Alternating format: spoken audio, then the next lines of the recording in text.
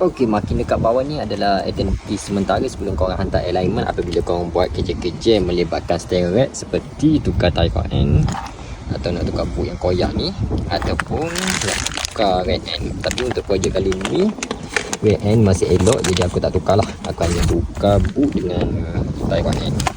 Kita nak gantikan boot ni saja sebab dah koyak rabak seperti korang tengok ni. Tapi ala-ala sebab tengok dia punya tire end pun dah berabak macam ni, kita tukar sekali, jadi boleh nampak ada punya beza.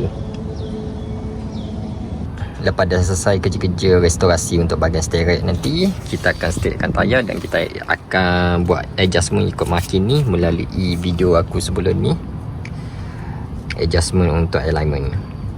Kita luruskan balik steering. Order depan ni pun selari dengan makin yang kita buat, jadi kita dah tak perlu buat pelarasan. Tapi untuk lagi selamat, korang pergi je buat alignment balik.